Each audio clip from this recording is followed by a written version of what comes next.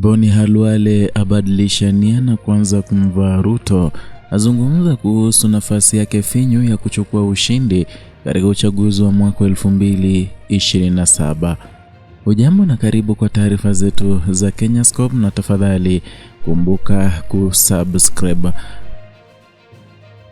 Leo tunaangazia hali ya kisiasa nchini Kenya ambapo inazidi kupamba moto, hasa baada ya seneta wa Kakamega Boni Khalwale kutoa kauli kali inayomlenga Rais William Ruto.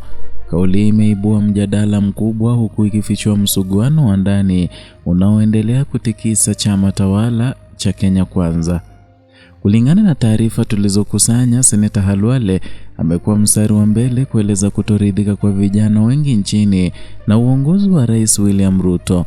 Anasema hali ya maisha imekuwa ngumu mno, ajira ni ndoto kwa wengi na gharama ya maisha inaendelea kupanda kila uchao. Hali imewafanya vijana kuhisi kutelekezwa kabisa na viongozi walioahidi mageuzi kabla ya uchaguzi wa mwaka 2022.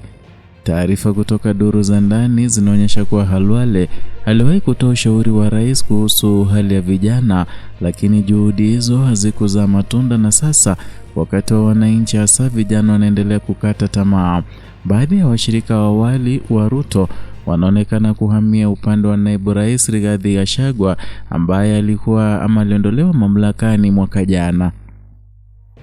Miongoni mwao ni mbunge wa Githunguri Gathoni Wamchomba ambaye kwa sasa anaonekana kuegemea waziwazi kambi ya Gachagua. Alimeibua hisia kali mtandaoni ambapo watumiaji wa mitandao wameeleza hisia zao kwa ukali, wengine wakieleza kuwa elimu pekee haitoshi katika uongozi, bali hekima na utatuzi wa matatizo halisi ya wananchi ndio msingi wa uongozi bora. Wengine walikumbusha Khalwale kuwa naye ana rekodi ya kuaminika katika kuinua vijana wa Kakamega, wakimtaka onyesha juhudi halisi kabla ya kumkosoa Rais William Ruto. Wapo pia waliomtuhumu kwa kucheza siasa za kujikinga badala ya kuchukua hatua madhubuti kwa vijana. Wanasema kwa uwezeshaji wa vijana ni swala la hotuba pekee, ama si swala la hotuba pekee, bali matendo yanayoonekana, nafasi za ajira, mitaji ya biashara na mazingira rafiki ya kujiendeleza. Kwa miongo kadhaa sasa, vijana wamekuwa wakihusishwa na siasa kwa njia ya ahadi ambazo ishia kuwa hewa mara tu uchaguzi unapomalizika.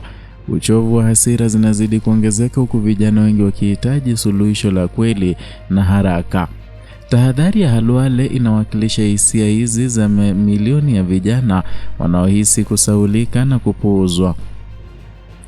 Kadri tunavyokaribia uchaguzi mkuu wa mwaka 2027, mvutano unatarajiwa kuongezeka, na iwapo viongozi watachukua hatua za haraka kusikiliza na kushughulikia malalamiko ya vijana, basi gharama ya kisiasa huenda ikawa kubwa mno kwao.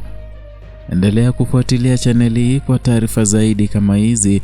Usisahau kusubscribe, kupenda video hii na vilevile kuacha maoni yako hapo chini. Tutaendelea kukujuza kwa undani kuhusu mwelekeo wa kisiasa nchini Kenya.